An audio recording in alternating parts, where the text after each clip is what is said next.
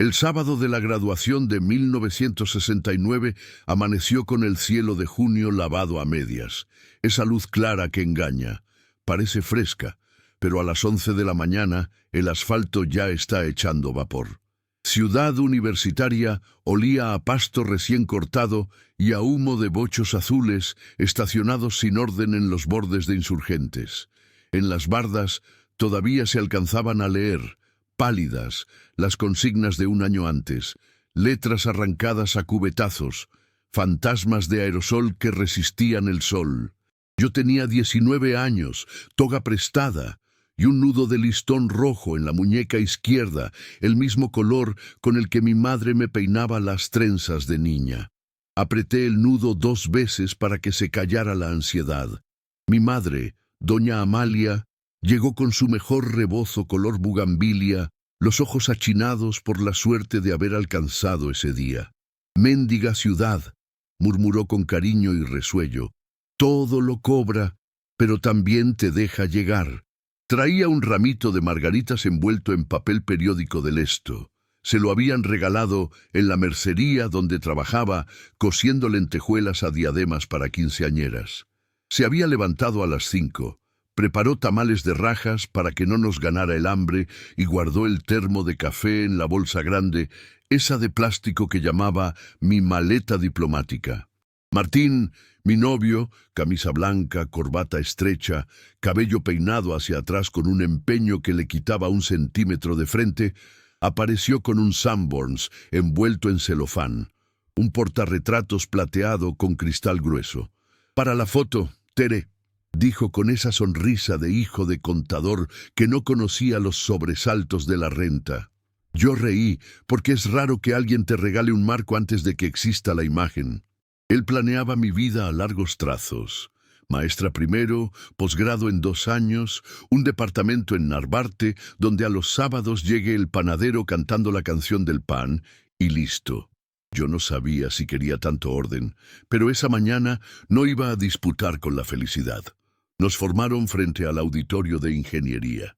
Alguien dijo «foto», con voz de mariscal, y se acercó el fotógrafo de Foto Avance, trapo al hombro, cámara Rolleiflex colgada del cuello y un olor dulce a químicos que se me quedó prendido en la memoria.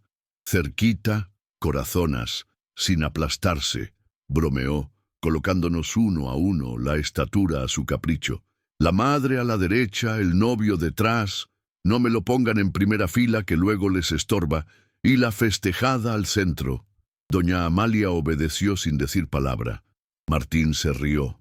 El fotógrafo pidió que nos arrimáramos a la puerta de vidrio del auditorio porque la luz rebotaba mejor allí y afinaba las sombras de las togas. Yo estaba en el centro, sosteniendo el diploma enrollado con listón blanco. A mi lado, Luz, mi amiga de la preparatoria, de esas que te prestan el suéter y el hombro al mismo tiempo, me apretó los dedos. «Llegaste, Teresita», susurró, «con todo y lo de tu papá». Ese lo de tu papá era el gran silencio de mi casa. Amalia repetía desde que yo tenía memoria que mi padre murió en 1959 en un accidente de camión allá por Azcapotzalco. En mi álbum infantil había 2 fotos borrosas de un hombre con sombrero y sonrisa que no llegaba a los ojos. Yo acomodé esa ausencia como se acomodan las sábanas, hasta que quedan planas y no estorban. La muerte era una palabra práctica. Uno aprende a doblarla. El fotógrafo hizo 3 tomas. En la segunda se pasó un bocho amarillo y arruinó la luz. Lo maldijimos sin ganas. En la tercera, la buena, le tembló el bigote de emoción. «Aquí está», dijo con fe de sacristán. «Lo van a recordar con gusto. Se lo llevo al estudio. Lo recogen en Bolívar el miércoles». Yo pensé en el portarretratos de Sanborns, esperando una imagen todavía por nacer, y me dio risa nerviosa de esas que te aflojan el estómago y te rearman la valentía. Después vino la ceremonia. Nombres que suben a un micrófono y bajan con un papel. Un profesor que habló de la herida del 68 con cuidado de no decir más de lo que se podía. Un aplauso que duró más de lo debido para cubrir con ruido lo que no queríamos llorar. Ciudad de México ese año era un animal que aprendía a caminar con metro nuevo y miedo viejo. Dicen que ya abrieron unos tramos del metro, dijo Luz, que por Chapultepec huele a pintura reciente. Yo asentí sin creer. En casa seguíamos en trolebús y camión de 2 tonos. Amalia no se subía a lo que no tuviera volante a la vista. Eso que va debajo de la tierra no me convence, declaraba. Ni la Virgen desciende tanto.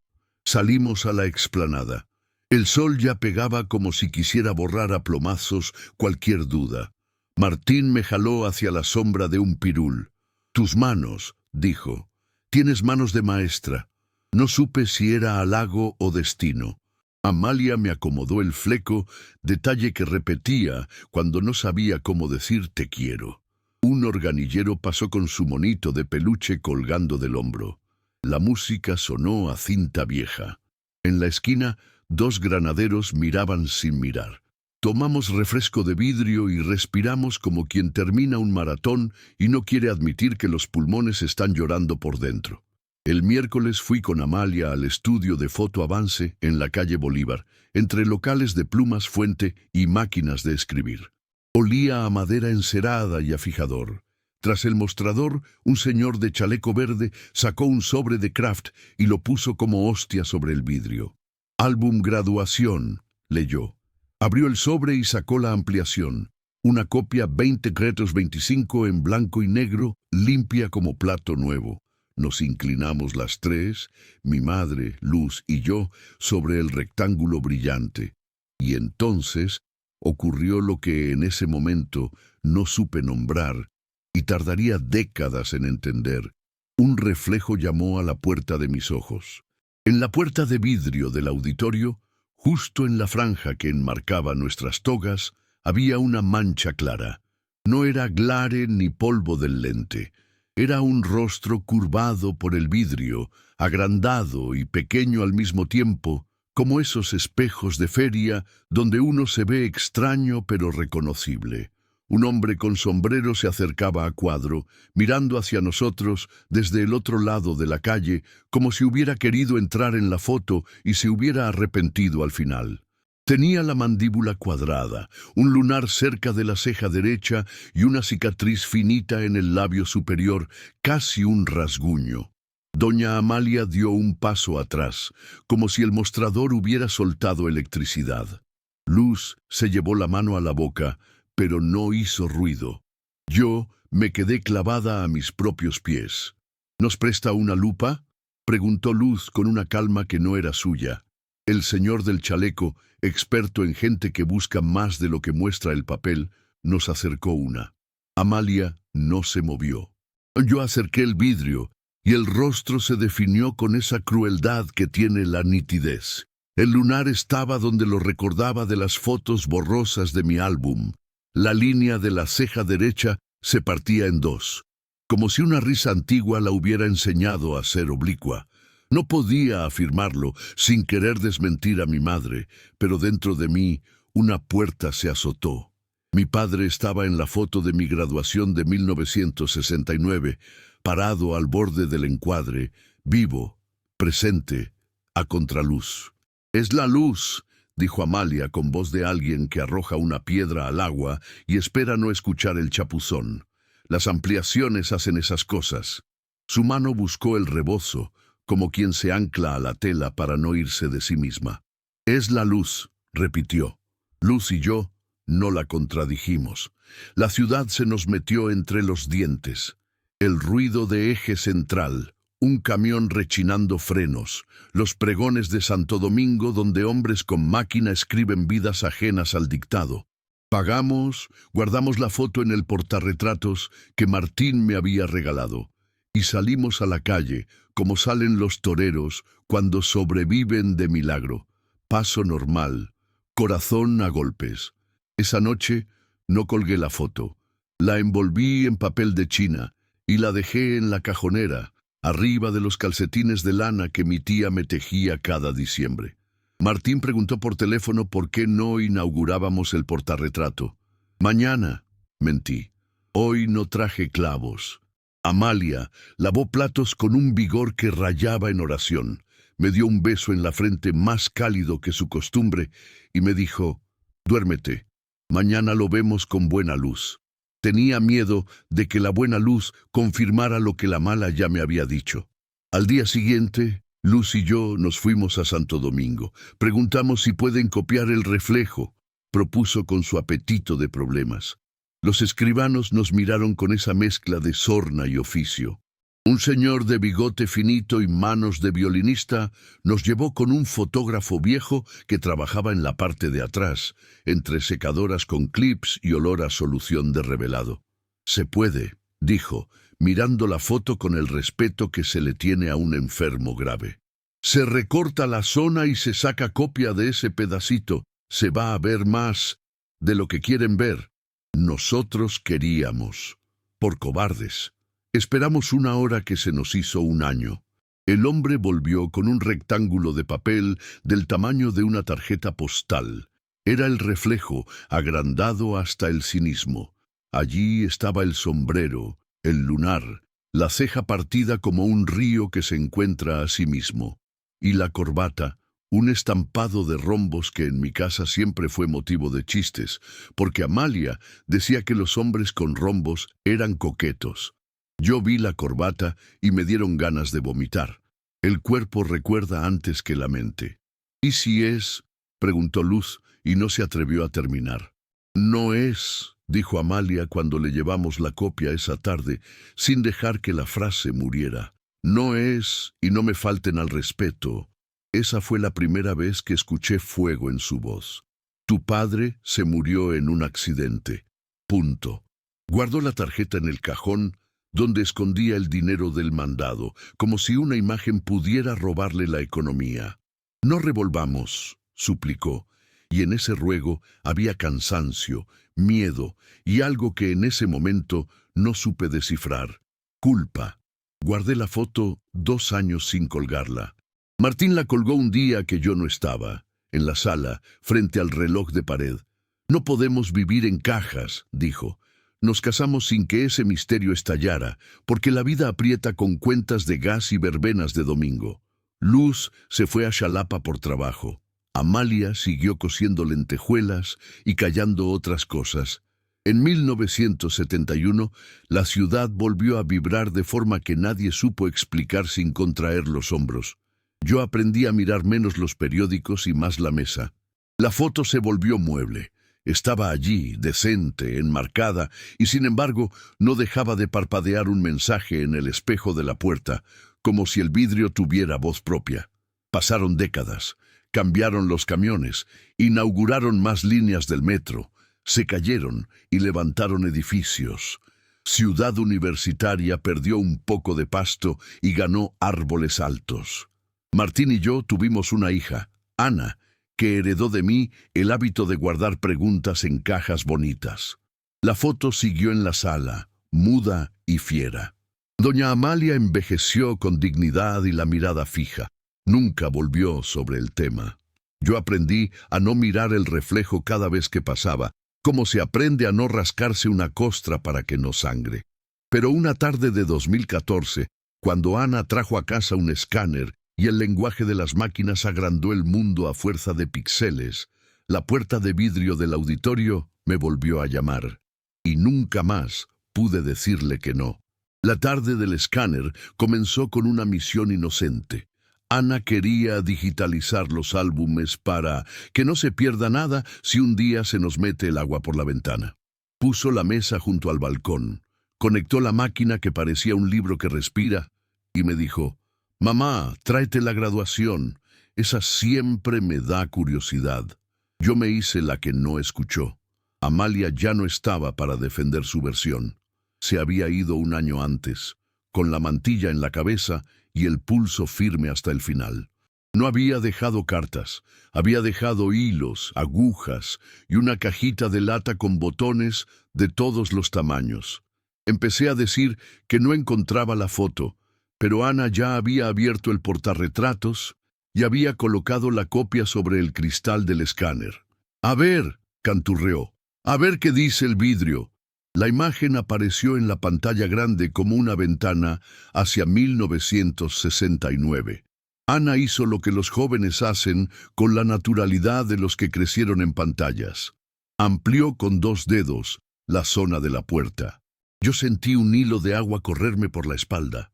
El rostro surgió con esa inmisericordia del aumento. Sombrero, lunar, ceja rota, corbata de rombos. Ana no dijo nada durante varios segundos, lo cual en su cuerpo inquieto equivale a un grito. «¡Mamá!», susurró. «¿Quién es este señor? Se parece a ti en la boca. ¿Es tu papá?». Nunca pensé que esa pregunta pudiera doler tanto y al mismo tiempo ofrecer alivio. La verdad es un punzón que si entra, también desinflama. Asentí despacio, con una culpa que no era mía pegándose al paladar. «Creo que sí», dije por primera vez en 45 años. «Tu abuelo, al que tu abuela dio por muerto». Ana palideció, y luego se acomodó como una profesional en el caso que de pronto le había tocado heredar. Entonces dijo: «Vamos a buscarlo». «No», respondí por reflejo. «Ya es tarde». «No para saber», replicó. Me vi a mí misma en su testarudez clara. Luz había dicho una vez: «Tienes cabeza de dominguera. Cuando se te mete una calle, no la sueltas hasta dar con la boca calle buena». Respiré hondo. Acepté. Fuimos primero a Bolívar, al local donde había estado Foto Avance. Ya no quedaba el letrero. Ahora era una tienda de carcasas para celulares con luces que parpadeaban como fiesta barata. Preguntamos por el anterior arrendatario. El joven de tatuaje en el cuello se encogió de hombros. «Antes aquí hubo un estudio», dijo, «pero el señor se murió y su hija se llevó unas cajas a la Lagunilla. La ciudad siempre tiene el siguiente punto de ruta listo, como si jugara a la lotería con nuestras obsesiones». En la Lagunilla, entre vestidos de 15 años y cazuelas, dimos con un puesto de cámaras viejas. Un hombre de lentes gruesos nos miró con interés cuando mencionamos Foto Avance. «Yo conocí a don Félix», dijo, «un maestro del revelado.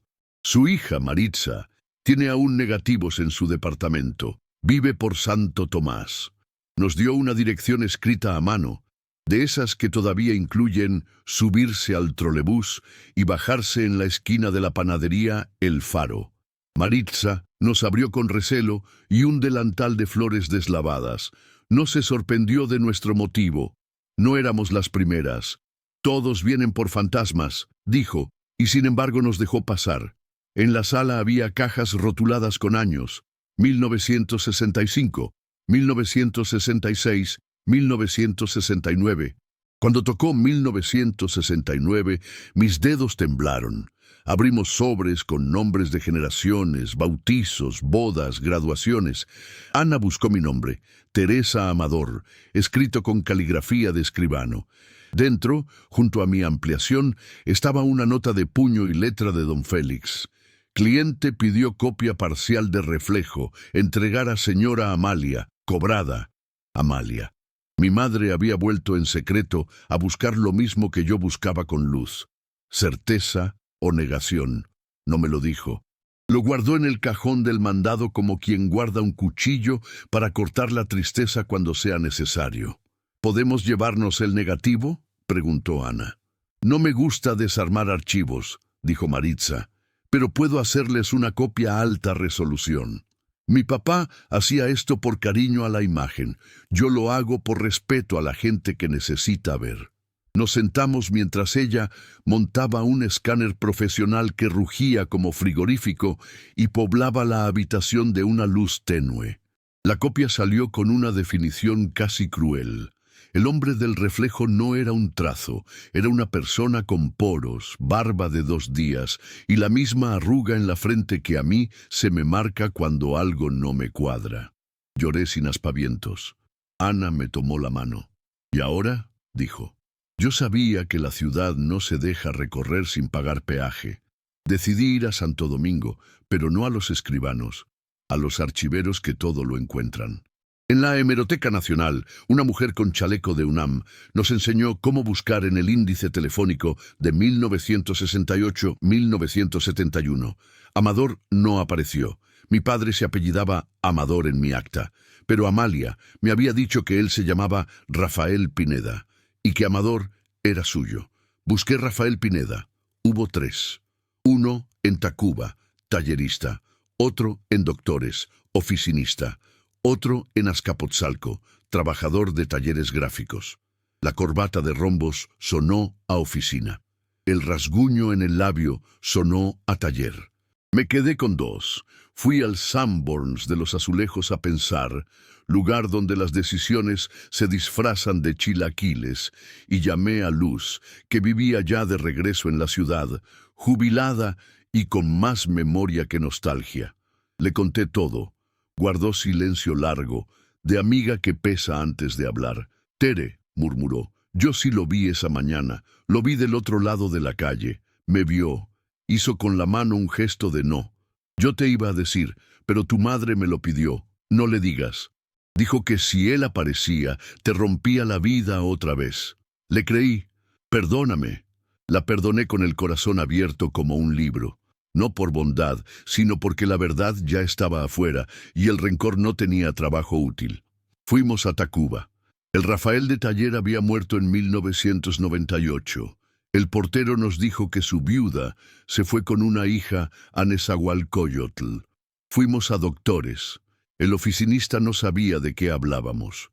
Fui a talleres gráficos por ese Azcapotzalco de la leyenda familiar. Una señora de recursos humanos buscó en una libreta de jubilados. «Aquí está», dijo, tocando con el dedo un nombre que era una piedra. Rafael Pineda, ingreso 1957, baja 1972. Observaciones: ausencia prolongada, reingreso no autorizado. Una flecha con pluma decía Hospital General. Ana anotó en su libreta: la ciudad es una trama, hay que seguir las costuras. En el archivo del Hospital General, un hombre bueno, los hay, nos explicó que no podía dar expedientes así nomás. Pero sí, a veces se guardan cartas en las batas de los que entran sin familia. Lo dijo como al pasar. Una enfermera mayor, que escuchó nuestra historia sin asomo de juicio, nos llevó a una caja de papeles perdidos. Aquí recopilamos cosas que nadie vino a reclamar. Es de los 70, apuntó. Busqué sin saber qué. Ana encontró algo, un sobre doblado con manchas de café dirigido a Amalia Amador o a quien le toque mi recuerdo. El pulso se me fue a los pies. Abrí con el cuidado con que se abre un útero de papel. La carta llevaba fecha abril de 1971. La letra era torpe, de hombre que aprendió tarde a escribirle hacia adentro a la culpa. Amalia, no supe morirme a tiempo. Dije que me había muerto porque no pude volver a la casa después de lo que hice y de lo que no.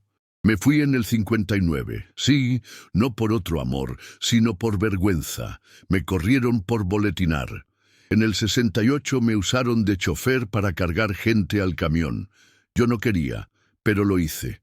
No me justifico. Nos vimos de lejos en la graduación de Tere. Iba a cruzar y me faltó el aire. Le dejé a don Félix dinero para que te diera una copia del reflejo si tú la pedías. Tú sabes mirar. Si Tere algún día ve esto, dile que no deserté por otro amor. Deserté por cobarde. Me quedé cerca, en Tacuba, con el sombrero y la corbata de siempre, como si el disfraz me salvara del juicio. Perdóname si puedes. R. Leí en voz alta sin sentir la garganta. Ana lloró como se llora por un muerto nuevo. Yo me quedé en silencio. No había heroísmo que rescatar. No había villano simple que colgar.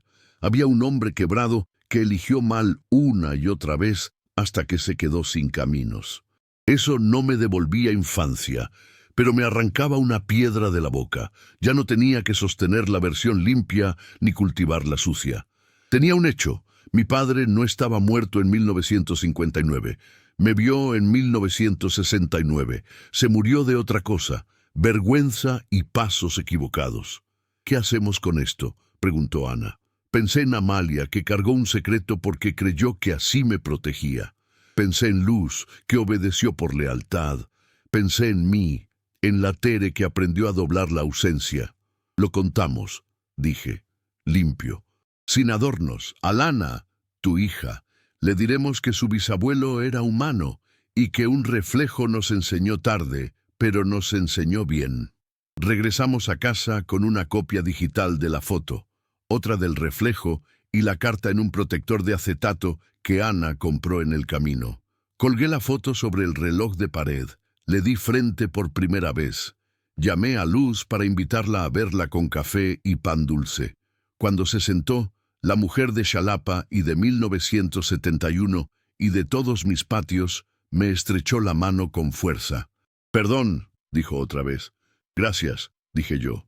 Y fue lo mismo. Un domingo después, llevé a Ana y a Lana a Ciudad Universitaria. Caminamos frente al auditorio. La puerta de vidrio seguía allí, con su manía de guardar segundos. Lana me preguntó por qué miraba tanto un vidrio que no era espejo. Porque a veces los reflejos dicen verdades que nuestra mirada no quiere creer, respondí. Y sonó a frase de cajita musical, pero era cierta. Un estudiante pasó con una playera del 68. Pensé que la historia no se corrige, pero se mira mejor con los años. Esa noche hicimos algo simple. Reencuadramos la imagen. Ana imprimió una copia donde recortó un margen para que la puerta de vidrio quedara más adentro. No borramos a nadie, solo aceptamos que ese rostro en el borde también era nuestro. Pusimos la carta detrás del marco, doblada en dos, para que quien algún día la quite sepa que toda fotografía tiene una leyenda y, a veces, una enmienda. Martín, que sigue siendo bueno para colgar cosas y para callar cuando debe, nos dejó en la sala con la solemnidad que merece un acto doméstico cuando arregla un siglo. Con el tiempo, el reflejo dejó de ser un cuchillo y se volvió lente. Aprendí a mirar a Amalia con más ternura que antes. Su no revolvamos no era mandato, era miedo de que yo me ahogara en el lodo que a ella le tocó cruzar con el rebozo en la boca. A Rafael no pude quererlo, pude comprenderlo a distancia, que es una forma de paz. A mí me regalé el permiso de recordar sin la obediencia ciega de una versión única. Luz y yo retomamos la costumbre de los jueves, café de olla y pan de la Roma, charla larga, silencios cómodos. Ana convirtió la historia en un archivo familiar.